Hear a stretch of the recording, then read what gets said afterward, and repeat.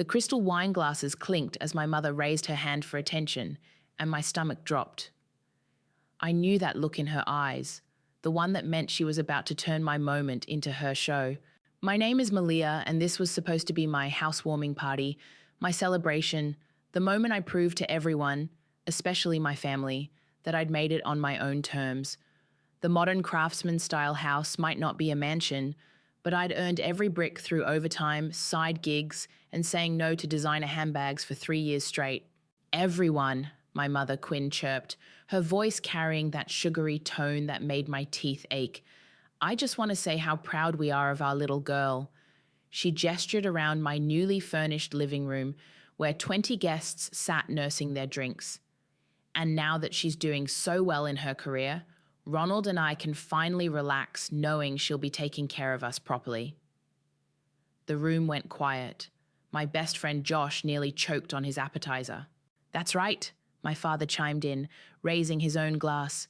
"It's only fair. After all we've done, she owes us, right?"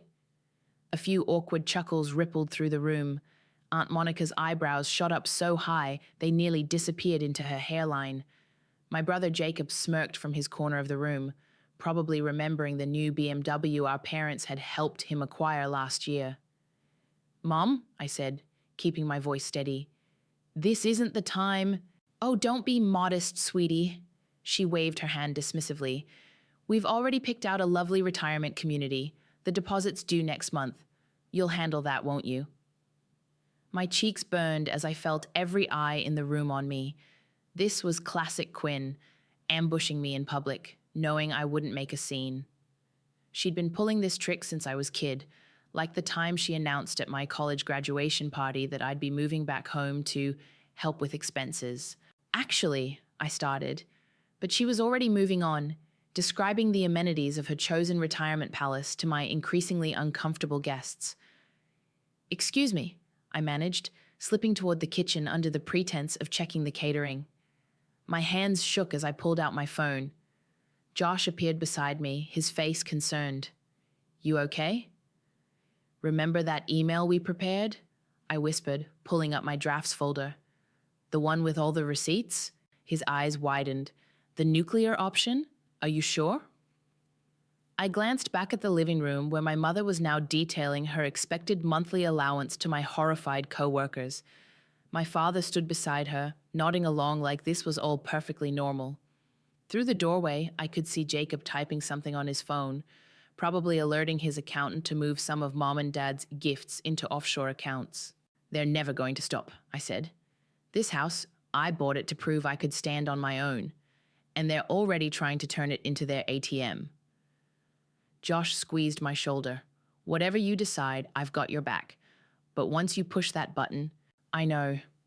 My finger hovered over the send button. The email contained 8 months of meticulously gathered evidence, screenshots of manipulative texts, recordings of guilt-trip voicemails, bank statements showing their pattern of financial abuse, and the cherry on top, proof of how they'd secretly funded Jacob's lifestyle while gaslighting me about family responsibility. Through the doorway, I heard my mother's voice rise. "And of course, once Malia sells that spare bedroom furniture, we can convert it to a prayer room for when we visit. We'll need a key, naturally." I looked at Josh, then back at my phone. 347 recipients, including every extended family member, church friend, and country club associate my parents had ever impressed with their devoted family act. "Sometimes," I whispered, "the only way to end a game is to flip the board." I pressed send. The message whooshed away into cyberspace, and for a moment, everything was quiet except for my mother's continued monologue about her future living arrangements. Then phones started buzzing. First one, then 3, then a dozen. I watched Aunt Monica's face as she opened the email, her jaw dropping lower with each scroll. "Quinn?" she called out, her voice shaking. "You might want to see this." I stepped back into the living room, my heart pounding but my head clear. The game was over. And I'd just made the first move in an entirely new one.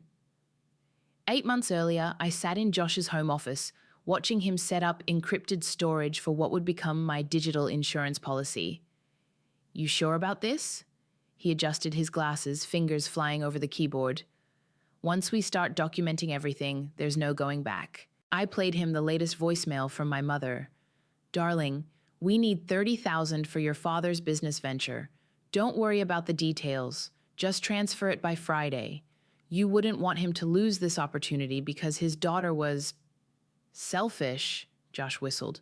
That's manipulation bingo right there. I've got hundreds like this. I pulled out my phone. Plus texts, emails, bank statements showing how they funneled money to Jacob while telling me I needed to earn my way. Speaking of Jacob, Josh pulled up a document. Found something interesting in your mom's cloud storage. Looks like they helped him with a $200,000 down payment on his house last year. While they were telling me I needed to send them rent money for my old bedroom, I laughed bitterly. Add it to the pile. Add. Back in the present, my housewarming party had devolved into chaos. Phones kept buzzing as the email spread through the family network like wildfire. Aunt Monica stood in the middle of my living room, her face flushed with anger. Quinn, how could you? She thrust her phone in my mother's face. You told everyone Robert and I refused to help with Mom's medical bills, but these bank statements show you pocketed the money we sent. My mother's face went pale. Monica, dear, you're misunderstanding. The voicemails, Quinn, another cousin chimed in. I can't believe you told each of us we were the only one you were asking for help. My father tried to step in. Now, everyone, this is clearly a misunderstanding. Is it, Ronald? Aunt Monica's voice could have cut glass. Because I'm looking at proof you used my Christmas checks to Jacob for gambling debts while telling me he was starting a charity. I stood by the kitchen door, watching it all unfold. Josh appeared beside me with a glass of water. You okay? No, I admitted. But I'm better than I've been in years. A commotion drew our attention. My mother had grabbed her phone and was frantically calling someone. Margaret, it's Quinn. Listen, Malia's having some sort of breakdown. She's spreading horrible lies. Yes, we're very worried about her mental health. Josh snorted. Right on schedule. Want me to release the recordings of her admitting she uses that excuse whenever someone confronts her? I shook my head. Let's save something for round 2. Suddenly, Jacob was in front of me, his lawyer face on. Take it down. Now. Take what down, Jake? The truth? You're destroying our family. No, I said calmly. I'm just turning on the lights. A thud drew everyone's attention. My mother had collapsed onto the sofa, hand pressed to her forehead. My heart, she gasped. The stress. Malia, how could you do this to your own mother? I pulled out my phone and started recording. This was her favorite performance, one I'd seen dozens of times when confronted with consequences. Someone call an ambulance, my father shouted. Already did, Josh said quietly beside me. Also sent them the footage from last month when she pulled the same stunt at the country club when her credit card was declined. The next few minutes were a blur of paramedics and dramatic moaning. As they loaded my mother into the ambulance, after confirming her vitals were perfectly normal, Jacob grabbed my arm. What the hell have you done? He growled. I pulled free from his grip. Exactly what you taught me, big brother. I protected my investments. The party dispersed quickly after that. My father followed the ambulance, shooting me a look that promised this wasn't over. Aunt Monica hugged me tightly before leaving, whispering, "We should talk soon." As Josh helped me clean up, my phone buzzed with a text from an unknown number. My heart stopped when I opened it. Hey sis, Violet here. Saw the email, can we meet? There's more they did that you should know. I hadn't heard from my younger sister in 3 years, not since our parents had mysteriously lost her college fund and she'd cut contact with everyone. Want company for that coffee meeting? Josh asked, reading over my shoulder. I nodded, already typing a response. Always good to have a witness, and someone to record whatever comes next. The truth was out now, but something told me we'd only scratched the surface. My mother's performance at the party proved one thing. They wouldn't go down without a fight. Good thing I'd learned from the best how to play the long game. Jacob showed up at my door the next morning, still wearing his designer suit from work. His perfect hair and polished shoes couldn't hide the rage in his eyes. "You need to fix this," he said, pushing past me into the house. "Mom's been admitted for observation. Her blood pressure's through the roof." Funny how that happens when your schemes get exposed. I closed the door, keeping my voice steady. "Coffee?" "This isn't a social call, Malia. Do you have any idea what you've done?" I moved to the kitchen, pulling out 2 mugs despite his attitude. The familiar routine helped keep my hands from shaking. "Let's see," I said, pouring the coffee. Exposed years of manipulation, revealed hidden bank transfers, showed everyone how you got a fully funded house while I worked 3 jobs to make rent. He slammed his hand on the counter. "That's private family business." "Was it private when Mom told the entire church I was too selfish to help with Dad's medical bills?" I pushed his coffee toward him. "The bills I paid, by the way, while you were buying that new Rolex. I earned everything I got." "Really?" I pulled out my phone, opening a specific email attachment. "So this note from Mom about transferring your house deposit from their special account, that was earned?" His face went red. "You had no right to access those records." "They were in my email. Mum accidentally copied me while transferring money to your offshore account." I took a sip of coffee. She was always better at manipulation than technology. Jacob paced the kitchen, running his hands through his perfect hair. "You don't understand. There was a plan." "Oh, I understand perfectly. Remember when I wanted to invest in that tech startup last year? Mom said the family couldn't afford to help with investments." His silence told me everything. "But you invested," I continued. $50,000. Where'd that money come from, Jake?" He wouldn't meet my eyes. "It was a private arrangement. It was my inheritance from Grandma." I pulled up another document on my phone. The one Mom said was lost in bad investments. Funny how it ended up in your trading account. "You're twisting things." "No more twisting." I turned my phone to show him the transaction records. "No more gaslighting, no more golden child protection while I get treated like an ATM." He stared at the evidence, his lawyer mask cracking. "They'll never forgive you for this." Their forgiveness stopped mattering when I found out about the investment deal. I watched his face carefully. "The one for useful kids only. Ring any bells?" Jacob went still. "How did you—" "Mom's diary. She keeps everything, Jake. Every scheme, every manipulation, every plan to milk me dry while setting you up for life." I leaned against the counter. "Want to know the best part? I didn't even include that in the email, still keeping some cards close to my chest." His lawyer mask snapped back into place. "Are you blackmailing me?" "No, just giving you a friendly warning. Mom's already calling everyone claiming I'm mentally ill. I've got counters ready for every play in her book. She's in the hospital, with normal vital signs and no actual condition." I smiled. "I called the nurses' station this morning. Funny how Mom only gets sick when she's caught." Jacob grabbed his untouched coffee cup and hurled it into my sink. The crash echoed through the kitchen. "You'll regret this," he snarled. "When you actually need family." "I haven't had real family in years," I cut him off. "I had manipulators, enablers, and a brother who watched me struggle while hiding money in offshore accounts." He moved toward the door, then turned back. "They tried to protect you, you know, keep you humble, hungry." "No, they tried to keep me dependent. There's a difference." As he reached for the door handle, I called out, "Jake, the IRS is really interested in some of those transfers. Might want to call your accountant." The door slammed so hard my windows rattled. I waited until his car pulled away before letting out a shaky breath. Josh's text came right on cue. Security cameras caught all of that, adding it to the file. My phone buzzed again, Violet confirming our coffee meeting for tomorrow. Then another buzz, Aunt Monica asking for copies of specific bank statements. The last message made me freeze. It was from my mother's number, But the tone was all wrong. Sweetie, please call. We're so worried about your mental state. We only want to help. I forwarded it to Josh with a single word, starting.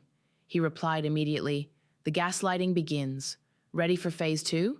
I looked around my kitchen, at the broken coffee cup in my sink, at the home I'd built despite their best efforts to keep me dependent. Ready, I typed back. Time to show them exactly how mentally stable I am. The game was changing, but this time I knew all the rules, and I had proof of how they'd rigged them. The coffee shop was nearly empty when Violet walked in. 3 years hadn't changed her much. Same dark hair, same cautious way of scanning the room, but there was something different in her eyes, something stronger. You look good, she said, sliding into the booth across from me. Home ownership agrees with you. You look good too, better than the last time. Amazing what happens when you cut out toxic people. She wrapped her hands around the mug I'd ordered for her. Caramel macchiato, her favorite since high school. That email was something else. Too much? Not enough. She pulled out her phone. Want to know why I really disappeared 3 years ago? I leaned forward. Mom said you had a breakdown. Of course she did. Violet's laugh was bitter. Actually, I caught Dad trying to refinance my student loans into his name. They wanted control of my education money. What? She slid her phone across the table. On the screen was a loan document with our father's signature, or an attempt at it. He forged my name on 3 applications. When I confronted them, Mom said I was being paranoid and mentally unstable. She took a sip of coffee. Sound familiar? She's using the same play on me now. I showed her my phone, filled with concerned messages from family friends about my mental health crisis. Classic Quinn. Violet's eyes hardened. But here's what you don't know. After I left, I reported the fraud attempts. That's why they couldn't touch my loans. There's a flag on my social security number. Josh had taught me well. I was already recording our conversation. Did Jacob know? Jacob helped them. She pulled up another document. He wrote the character reference they needed for the loan applications, called me unstable and financially irresponsible. My hands clenched around my coffee cup. That's why you never came to his wedding. Couldn't stomach watching him play the perfect son while knowing what he did. She paused. There's more. A lot more. For the next hour, Violet laid out a pattern of financial manipulation that made my evidence look tame.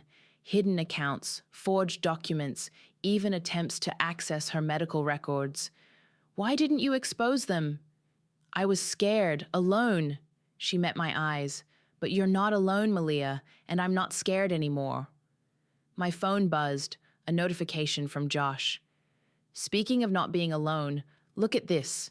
I showed her the flagged alert. Our father had just tried to access my investment accounts using my social security number. Already? Violet whistled. They're getting sloppy. They're getting desperate. I forwarded the alert to my lawyer. Mom's hospital stay didn't get the sympathy she wanted. Now they're trying Plan B. Let me guess. Claiming elder financial abuse? I nodded. While actually committing identity theft. Josh is tracking everything. Josh? A small smile crossed her face. He was always the smart one. You two ever... Just friends. He's been my tech guru and voice of reason through all this. You need all the allies you can get. She hesitated. There's something else you should know. I'm pregnant. The news hit me like a wave. Violet. 4 months. It's partly why I reached out. This baby, she touched her stomach. They're never going to do to my child what they did to us. Does Mom know? God, no, but she will. Violet's face set in determination. I want my baby to have an aunt, a real one, not the twisted version of family they created. My phone buzzed again, more concerned messages about my mental health, this time from Mom's church friends. They're ramping up the smear campaign, I said, showing her. Good. Violet's smile was fierce. Let them dig their hole deeper. I've got 3 years of evidence to add to yours. You kept records? Everything. Every attempted fraud, every manipulation, every lie. She pulled out a USB drive. Consider it a housewarming gift. As we finished our coffee, I felt something I hadn't experienced in years. Hope. Not just for revenge, but for real family. I have a spare room, I said suddenly. In the new house, it would make a great nursery. Violet's eyes welled up. You mean that? We break their power by building something better. I reached across the table and squeezed her hand. Together this time. My phone lit up with a call from Jacob. Probably more threats, more demands to back down. I declined it with a swipe. Ready to show them what real sister power looks like? Violet asked, standing up. I gathered my things, including her USB drive. They wanted to keep us divided. Big mistake. Huge mistake, she agreed. Now let's go add my files to that nuclear option of yours. Walking out of the coffee shop, I felt lighter than I had in years. Mom and Dad had always preached about family loyalty. They were about to learn what that really meant from the daughters they'd tried to break. Have you seen your mother's Facebook post? Josh asked, barging into my home office with his laptop. It's getting ugly. I took the computer from him and started reading. My mother's latest status update was a masterpiece of manipulation. Heartbroken that mental illness can tear families apart. Please pray for our daughter during this difficult time. Sometimes those we love most become confused and lash out. Pray for Malia. Mental health awareness. She's got 400 comments already, Josh said, pointing to the screen. Most of them calling you horrible names. Check the timestamps, I replied, scrolling through. All these sympathetic comments are from people who haven't seen the evidence yet. My phone rang. Aunt Monica. Your mother just got kicked out of the country club, she announced without preamble. Apparently, they don't appreciate members who commit financial fraud. How'd they find out? Anonymous tip, Monica said innocently, with very detailed documentation. By the way, did you know she was writing checks from the church fundraising account? I smiled. No, but I'm sure the church board would be interested in that information. Already handled, dear. Emergency meeting tomorrow morning. After hanging up, I turned to Josh. Mom's going to escalate when she realizes her social standing is crumbling. Right on cue, my email pinged. A local news website wanted a comment on a story about elder abuse allegations. Forward that to me, Josh said, cracking his knuckles. I've got something special for that reporter. 2 hours later, the story was pulled. In its place was a new article. Local couple accused of long-term financial manipulation. The reporter had received anonymous documentation of my parents' pattern of behavior, including the attempted loan fraud against Violet. My mother's response was immediate. Her Facebook became a stream of increasingly desperate posts. Why do children turn against loving parents?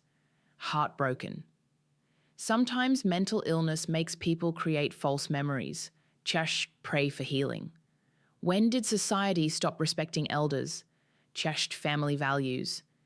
She's spinning out, Josh observed, monitoring the social media fallout. But she's losing ground. People are starting to ask questions she can't answer.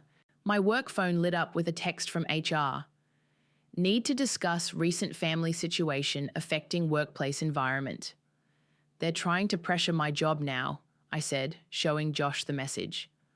Already on it. He pulled up an email. I sent HR documentation of your father's attempted identity theft. They're more worried about protecting you from harassment now. A commotion outside drew our attention. Through my home office window, we could see my father's car pulling into my driveway. Right on schedule, Josh said, activating my security cameras. Want me to call the police? Not yet. Let's see what he does. Ronald stepped out of his car, looking disheveled, a far cry from his usual polished appearance. He started toward my front door, then seemed to think better of it.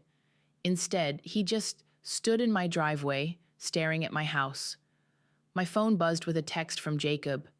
"Fix this. Dad's losing it." I typed back, "Maybe he should try therapy instead of harassment." "You've destroyed Mom's reputation." No, her actions destroyed her reputation. I just turned on the lights. Josh touched my arm. "Your father's talking to himself in the driveway. Should I call them?" I nodded. "He's not supposed to be here." 5 minutes later, a police car pulled up. As they escorted my father off my property, I could hear him shouting about ungrateful children and family duty. "You okay?" Josh asked softly. "No," I admitted. "But I'm right." My phone lit up with a news alert. Someone had leaked information about Jacob's suspicious financial transactions to a business journal. His law firm's name was mentioned. "Did you—" I looked at Josh. He shook his head. "Wasn't me. Check your email." There was a message from Violet. "My gift to the cause. Let's see how the golden child likes some scrutiny." I forwarded the article to Jacob with a single line. "Karma's interesting, isn't it?" Josh was still monitoring social media. "Your mom's latest post is concerning." She had shared a long, rambling post about suicide awareness and parent-child relationships.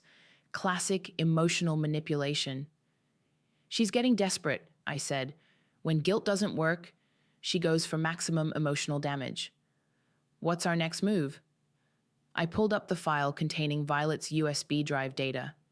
"We show them what real desperation looks like. Release the church financial records?" Josh nodded, fingers moving over his keyboard. "Sometimes the best defense is a nuclear offense." As he worked, I watched my father's car disappear around the corner, followed by the police. My mother's Facebook notifications kept pinging. Jacob's reputation was unraveling, and somewhere, Violet was probably smiling. The truth was a weapon, and we'd only just begun to fight. I was in a meeting when my father stormed into my office building. Security cameras caught him arguing with the receptionist, his face red, his usually perfect tie askew. "Ma'am," my receptionist's voice crackled through the intercom. "Your father is here demanding to see you. Should I call security?" Before I could answer, I heard his voice boom through the office. "Where is she? Where's my ungrateful daughter?" My coworkers stopped typing, heads turning toward the commotion. I stood up from the conference table, excusing myself from the client meeting. "Call security," I told the receptionist, "and start recording." Ronald spotted me as I entered the lobby. "You," he shouted, "you've ruined everything. Your mother can't even show her face at church." "Sir," the security guard approached, "you need to leave." "This is family business." He tried to push past the guard. "She's destroying our reputation with lies." The bank statements were lies? I kept my voice calm. The forged loan documents? The identity theft attempts? "We were protecting you." "By stealing from me?" He lunged forward, only to be caught by security. "You owe us everything. We gave you life."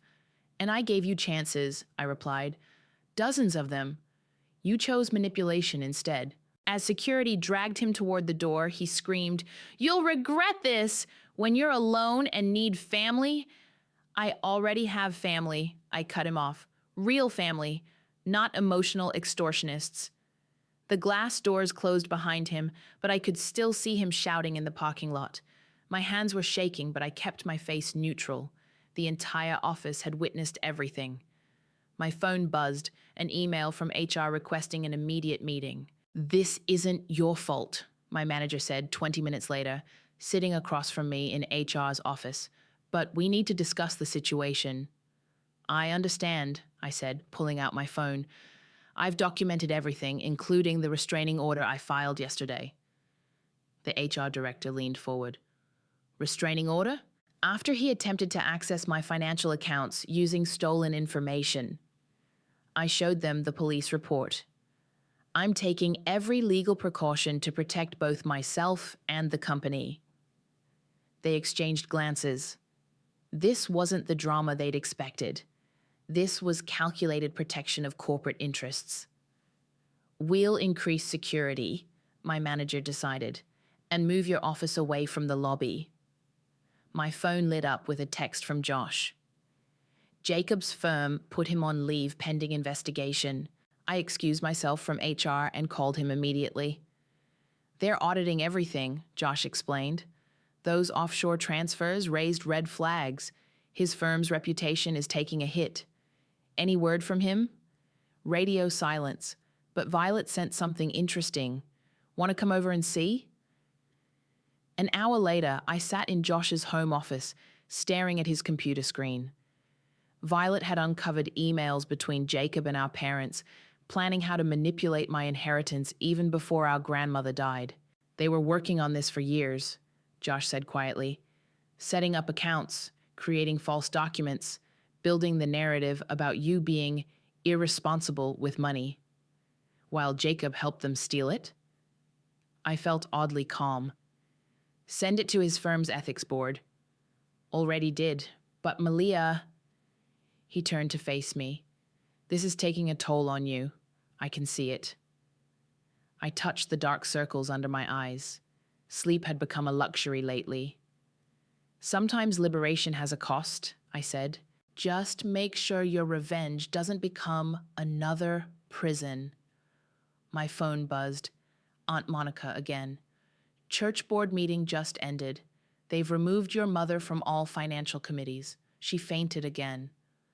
Real faint or performance art? Oh, very theatrical, but the paramedics are getting tired of her weekly emergencies. After hanging up, I slumped in Josh's chair. When does it end? When you want it to, he said gently. You've exposed the truth. Their power is broken.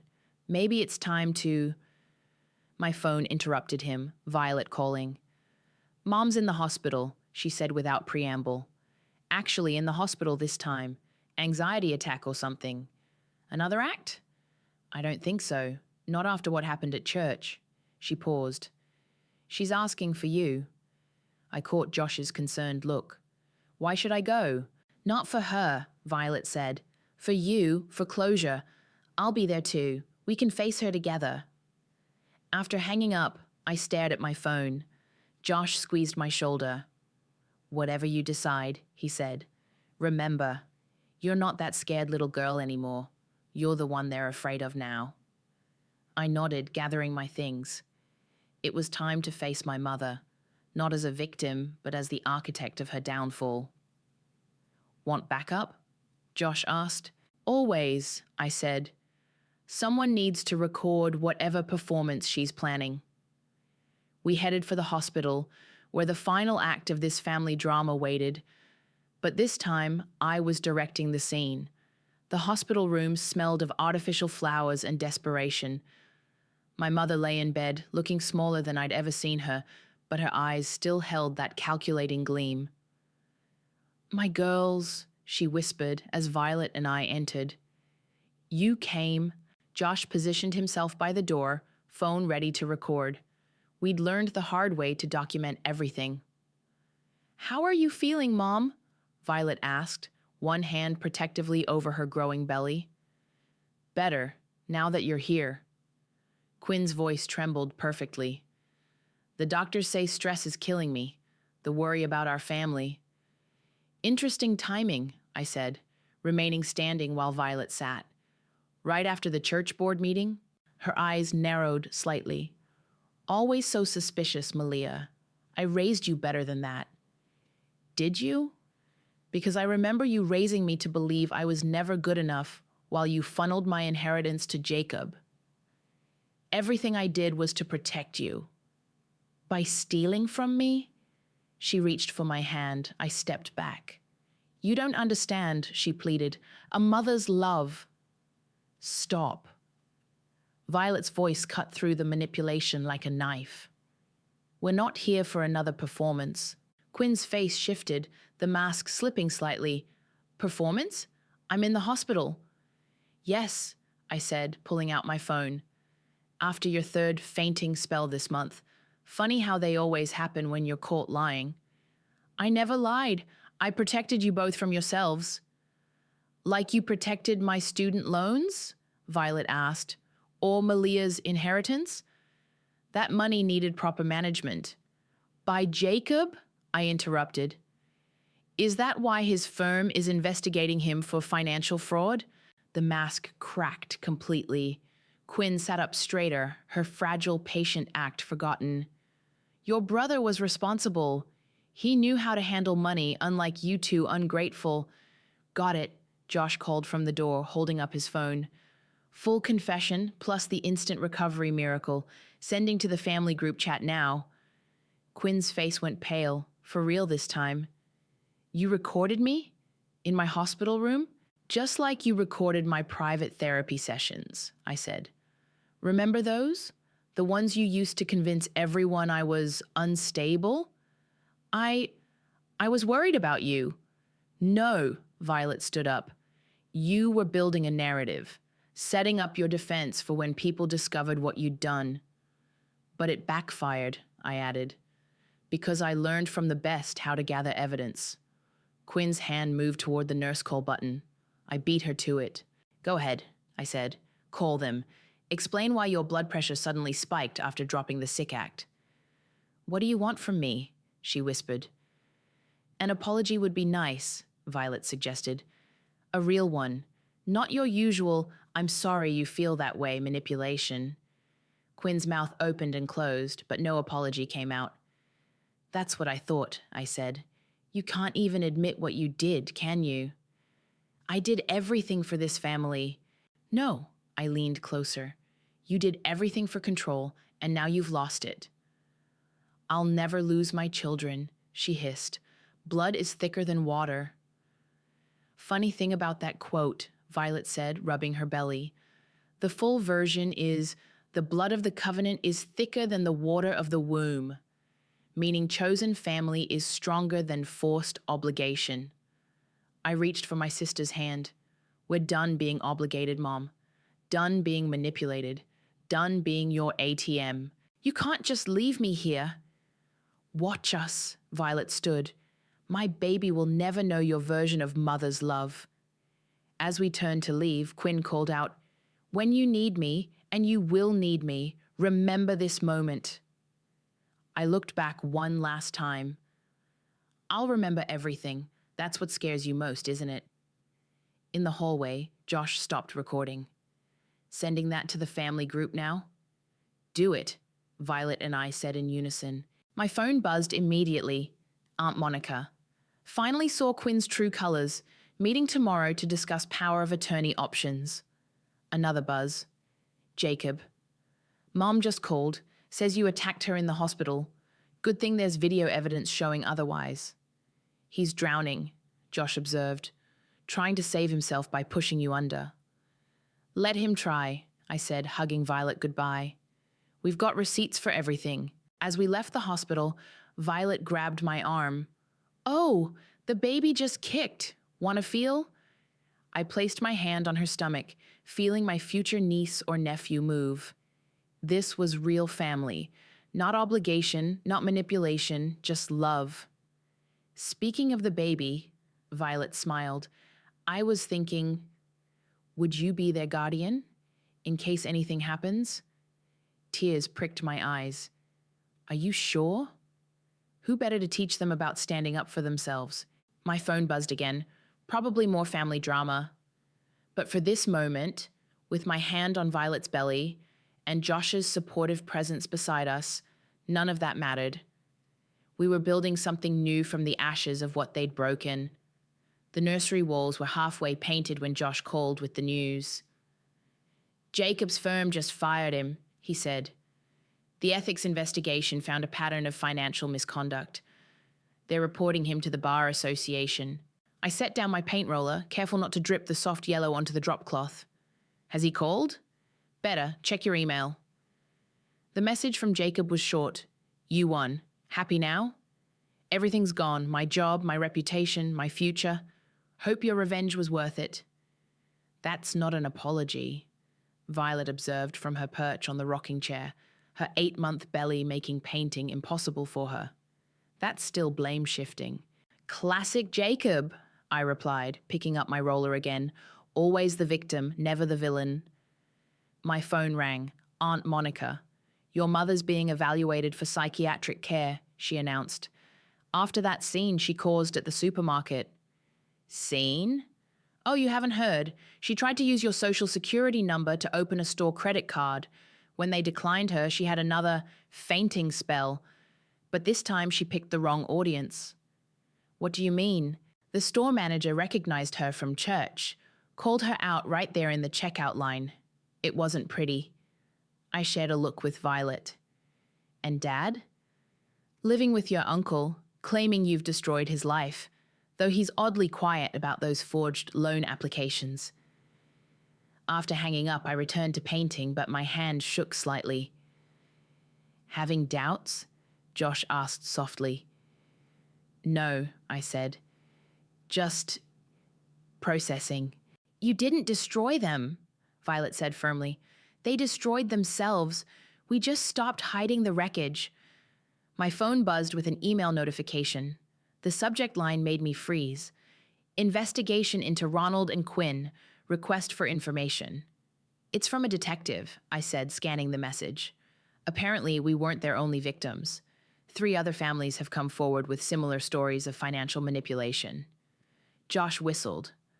Want me to compile the evidence files? Already on it. Violet pulled out her laptop. And I've got something new to add. Found Mom's old journal from when we were kids. The manipulation started earlier than we thought. I sat beside her, looking at the scanned pages. Quinn's elegant handwriting detailed years of calculated emotional abuse, financial schemes, and plans to pit us against each other. She wrote it all down, I whispered, like she was proud of it. Narcissists often are, Josh said. They see manipulation as skill, not abuse. My phone lit up again, a text from Jacob. Mom's asking for money for her psychiatric evaluation. Guess who she can't call anymore? I showed it to Violet, who laughed darkly. Karma's not just a bitch, she's an accountant. Speaking of accounting, Josh interjected, your investment portfolio is up 40% since cutting them off. Amazing how much you can save when you're not funding other people's lies, I replied, returning to the painting. Violet struggled to her feet. I need to pee again. This baby is using my bladder as a trampoline. As she waddled to the bathroom, I stepped back to admire our work. The nursery was coming together, yellow walls, gender-neutral decorations, and a handmade quilt from Aunt Monica. You know what this is? I gestured around the room. This is real family, building something new instead of maintaining toxic patterns. Speaking of building, Josh pulled out his tablet. That investigator wants to meet tomorrow. Ready to help other victims? I nodded. Send them everything. Maybe our story can help someone else break free. Violet returned, holding her phone. Mom just tried to tag me in another guilt trip Facebook post, but guess what? I finally blocked her. Feels amazing. My phone buzzed one last time, an email from my father. We only wanted what was best for you. I showed it to Josh and Violet, then typed a reply. You wanted what was best for you. I'm choosing what's best for me. After hitting send, I blocked his email address. That's the last one, I said. All channels closed. How does it feel? Josh asked. I dipped my roller in paint, adding another stroke to the nursery wall. Like freedom. Violet touched her belly. Like a fresh start. Like karma, Josh added with a grin. My phone stayed silent. No more manipulation, no more guilt, no more schemes. Just the quiet satisfaction of truth finally spoken, consequences finally faced, and a future finally free. Hand me that brush, Violet said. I can at least paint the baseboards from this chair. As we worked together, finishing the room where new memories would begin, I realized something. Revenge hadn't healed the past, but it had cleared the way for a better future. And that future was being painted in yellow, one stroke at a time.